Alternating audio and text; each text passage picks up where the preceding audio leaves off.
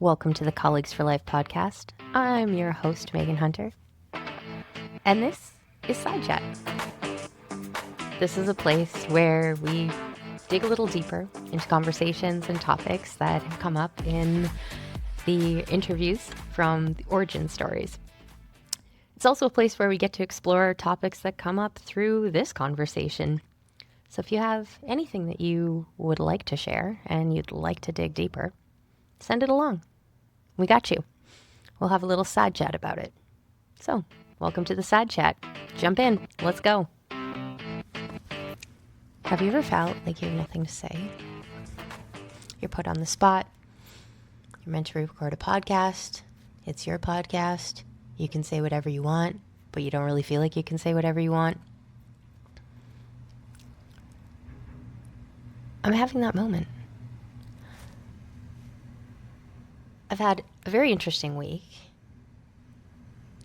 where I've had the opportunity to talk to safety leaders, talk to field level safety teams, and I'll be heading out to a onboarding for a work site tomorrow. And it's funny, I do believe that the work that I do is obviously interconnected to my life and how I think and what I have studied and where my career has gone. Yet there's this interesting cross-section or area of life that is distinctly mine, I guess, as is with anyone.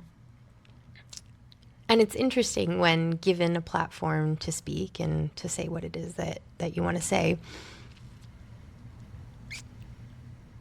The self-judgment that comes up, potentially the fear of judgment that comes up, all of that peers through. So all this to say, I am realizing the spaces where I need to create my own psychological safety in a space that I have control over. Because that psychological safety that I'm building is between me and the microphone and a potential audience out there. If you've spoken to me about psychological safety or even psychological health and safety in the past little bit here, you'll know that I love to tell people the difference. Love to. Love, love, love. So if you're interested in that, I guess, why don't we start there? You might be thinking, Megan, I thought they were interchangeable. Are they not? No, not really. Psychological safety is an interpersonal relationship. It's also something that changes depending on the people in the space, the context of the space, what you're doing, what you're talking about. Have you ever noticed that you have a friend at work that you've no problem talking to in the office or on site or when you're doing your work, but if you're ever put in a social situation, maybe it's a holiday party or a mix and mingle after work, or you run into them at the grocery store and you're kind of shell-shocked. You're not really sure how to have that personal conversation with your colleague. Talking about work, talking about surface level stuff, no problem. You got that. You have sort of your levels of psychological safety depending on the topic and the context with that person. You may also highly trust them at their profession and what they do in the office. So it's not that you don't trust them. And it's not that there isn't psychological safety. It's that it's very specific to the context and what you're doing. Now, let's add another person to that. Maybe at work, when you add another person to the mix with your colleague, it's fine. It's easy to have a conversation. In fact, maybe it's easier to have a conversation. And then you change topics. Maybe it is something about work and you know that they have a different viewpoint or a different approach to that work, and you know that every time that topic comes up and the three of you are together, things go a little sideways or they just feel uncomfortable. That's a change in the psychological safety. And not to say that it's bad or that the psychological safety doesn't exist. It's just how comfortable we feel to interact in that context and space adjusts. So how do you build psychological safety with someone? this is going to sound a little strange.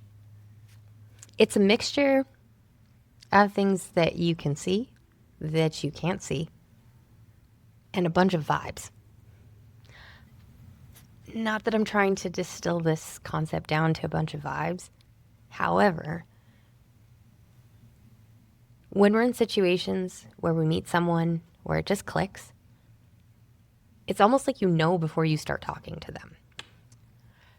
Or you start talking to somebody and there's a topic that you have in common and you click right away and you start talking about it and you're sharing and you feel comfortable to share with that person and you're not really feeling self-conscious. There's an emergent psychological safety or even an innate psychological safety that's built in that space because you've connected with them on a human level and you go with it. Now, if you were to connect to that person in a physical environment where, let's use the weather. Let's say day like today. Beautiful blue sky, no wind. It's a balmy 24 degrees. Maybe you're outside, you're wearing the right clothes, you have your sunglasses on, you're sitting on a nice patio, you're having a good conversation, you have the environment to connect with that person. Now let's say on the same very day, you step out of the patio that you've met and that you're talking on, and you step into, say, a rougher part of town. There's people kind of wandering around. Sometimes they're yelling. Maybe there's garbage all over the place. There's loud vehicles and motorcycles every time you try to talk, and it's hard to hear. Even if you did have the same connection with that person, the environment is making it more difficult to connect and to build the trust and psychological safety through conversation. Mind you, you might have a moment with each other where you think, perhaps it's a good idea to find a new place to chat. So, looking at psychological safety, we have to remember we bring ourselves to that. We bring our past experiences, our own mental state, and maybe you're having a good day with that, or maybe you're not. These things will all play into how you connect with another person. Something I have to say I've noticed in the workplace when it comes to psychological safety is an ability to listen and ask the right questions. Leadership plays a key role in developing psychologically safe teams where they interact well together. They feel that they can say what they need to say, share what they need to share, and have those interactions in a way that is meaningful, progressive, and makes each other better. You have a common goal, and that behavior has either been taught universally or role modeled through the leader's behavior. So you know that if something doesn't look right or feel right, or even if it's just about the work, you have a process by which to talk to each other about it. Without that process or without that team norm, things go unsaid. What could be worse is when things are said and they're not addressed. We need a process for that too. So a team's psychological safety is role modeled through a leader. When a team is not able to have those conversations around feedback with each other, let alone with the leader, it's an opportunity to figure out what is going on and listen. Now, listening in organizations is a fun topic. Engagement surveys, anyone? Oh yeah, they come up all the time. And I do believe that they are a powerful and important tool. They're also the space where employees who have a lot of good things to say love to share it because they want the people who are doing good work to know. It can also be a place where if those feedback opportunities aren't in existence or they're not effective, you are going to start to see people using that space as a place to provide their feedback because they haven't really had another opportunity that they felt safe. And this is hard because it has an impact on the psychological safety of leaders. Some engagement surveys are run by an organization internally. Some of them are run by someone else externally. And I have to say that we're not always kind about how that feedback comes to the leadership. And let's be real, being a leader is a hard set of business. You've got all these personalities, you have all these needs, you have work that needs to get done, you have pressures coming from every which angle, and then all of a sudden you get sidelined by feedback that comes to you in a way that's really actually unkind and unfiltered. So I guess that's my message to all you engagement survey folk out there, or anyone who provides feedback on a feedback form for an event or for a speaker or a conference. Maybe don't provide the raw data to the recipient. Theme it at very least, and maybe put a couple of actionable things that were brought up in the conversation. The second we get granular in that detail, it puts the person who said it at risk, which defeats the whole point of allowing people the opportunity to speak up. So there's that. So we've covered what is psychological safety when it's interpersonal, in a relationship, contextual, how it can change based on the environment, where you see someone, how safe you feel in that environment, and what happens on teams where there are not processes for psychological safety. And I say processes because as much as it's important to have things be natural and fluid and personality driven, I get it. At the same time, if people don't know how to provide feedback to each other or engage in conversation when they don't agree or conflict happens or something hurts, doesn't have an impact as was intended, what is the cycle of that? What do you do when someone speaks up and shares that they're hurt, that the impact didn't work, or the impact negatively impacted them? And I hate saying hurt in the workplace when it comes to psychological health and safety, but it really is a hurt in a way, and it's invisible hurt.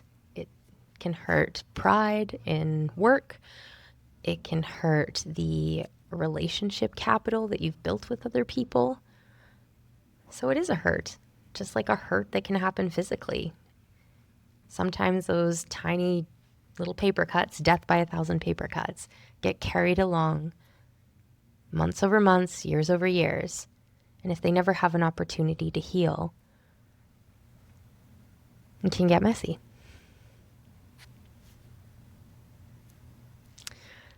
And I think this is a beautiful bridge to what is psychological health and safety. So psychological health and safety is a system of work put in place to promote and protect the health and safety of employees. It's a joint responsibility. It has to do with the job, how the work's organized, the policies and procedures that an organization has. And those policies and procedures are really important pieces. Let me tell you about a workplace that I consider being a pivotal point in my career.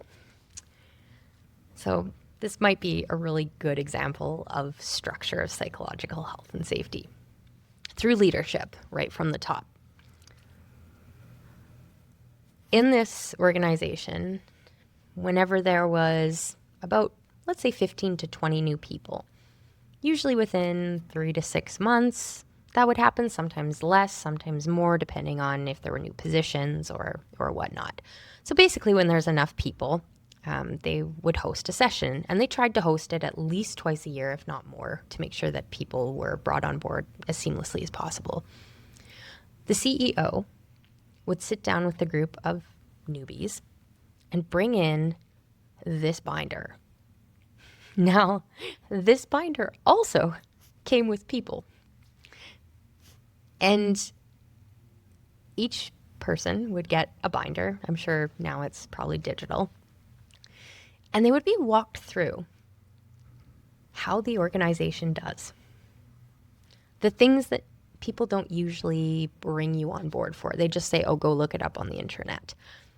And this company did not do that. They had an intranet. They told us where to find more information or to reference if we wanted.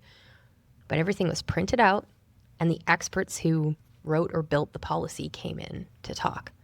We had legal, IT, privacy officers, health and safety. The chief operating officer would come in.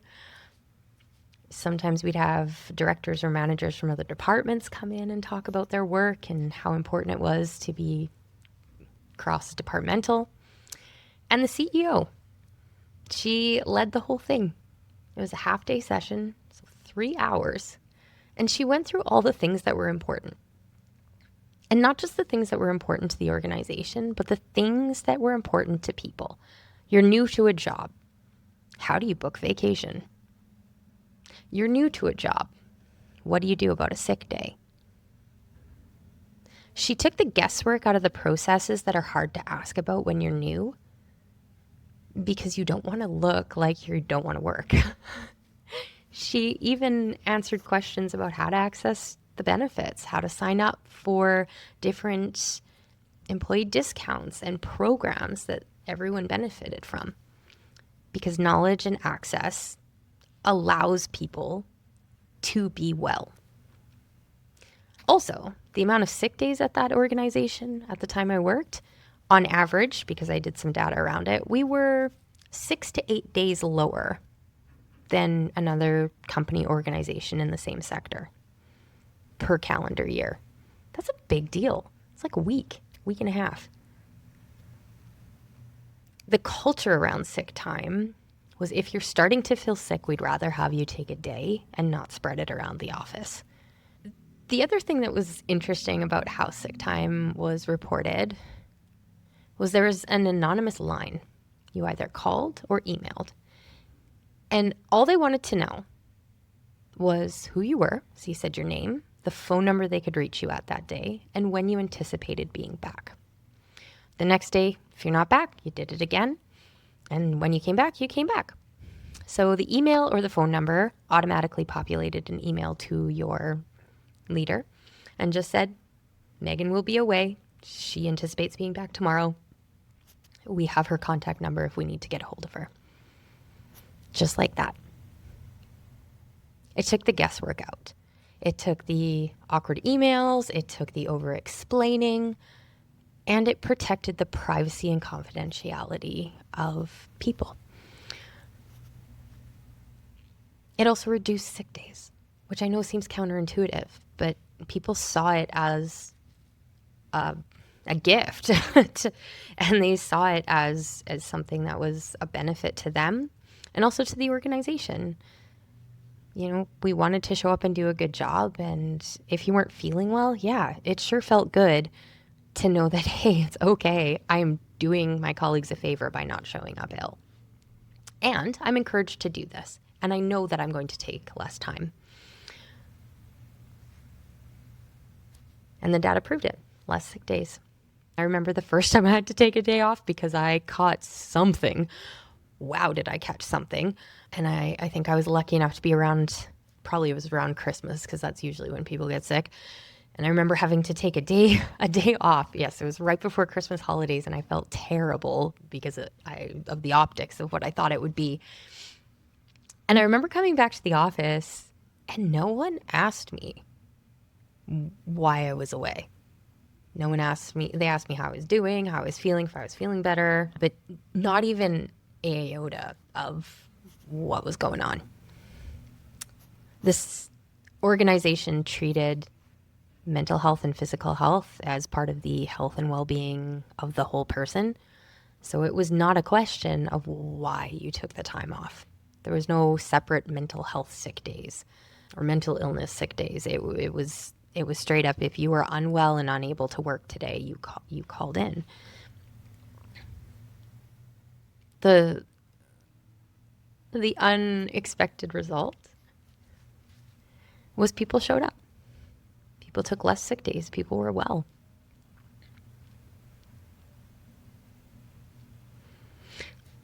Thanks for the sidebar on the side chat. In this orientation, not only did we go through what was expected of us for privacy and email and out of office and all of these pieces and even dress code. What is a casual Friday? What does that look like? And what do we expect of you day to day? And as the weather changes in the summer, in the spring, are there, where do you put your wet shoes? They also had an umbrella storage, I think, which was pretty cool. So accounting for weather, accounting for parking, accounting for safety. And the CEO would wrap up the session with the most profound statement that I have ever heard from a leader in my life. And I still know this leader to this day. And she said, "My job is to get you what you need to do your job and get out of your way." She was also very adamant on the fact that it wasn't up to her to tell you what you needed for your job. You were the expert of what you do. I also don't know if I love the word expert. I feel like we're always learning. And even if I know a lot about something, that could change. We're always growing and developing. So expert, I'm not sure. But she said it in this way. You're a professional. You know what you need. And if you're asking for something, unless it's way out there, I'm going to operate from the place that you're asking for something because you need it to do your work. And you might not be the only one. So if a resource became available to someone on some team, there was an ask, does anyone else need this? And more often than not, somebody else did. And I think that was the part that I loved the most about that onboarding that really stuck with me. My job is to get you what you need to do your job and then get out of your way. And what was interesting about that place and that time, because let's face it, throughout our careers, even if we're in the same organization, on the same team, and the people don't change, which the people, I don't know how many people have been on the same team for their whole career, but we go through these ups and downs where a team can have a golden age and then something changes. Something in the psychological safety changes, something in the context changes, the mix of people changes.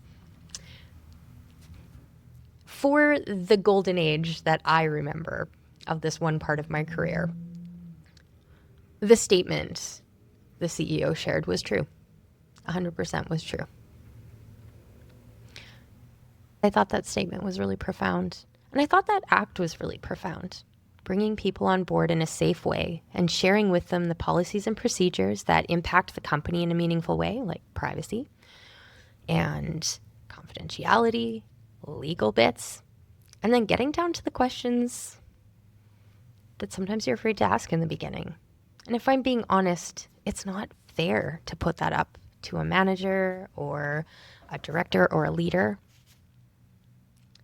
That responsibility needs to be shared and deserves a process to keep everyone safe and privacy protected. Ready for your full circle moment? Or at least the tie to psychological health and safety that I promised you? Well, there it is. Those policies and procedures that govern work, those help people feel safe. It's a clear leadership expectation. It sets culture. It sets engagement. And it set a standard that people held themselves and others to. All right. I think that's the side chat for today. My friends, I'm curious. What are your questions? What still feels unclear about the difference between psychological safety, psychological health and safety? Do you have any questions or comments about your take on how to call in for sick day or telling people how to book vacation within their first bit of their job? Yeah. Bring it on. Let's chat. So that was Side Chat, episode 1. We'll see you next time, and until then, stay collegial.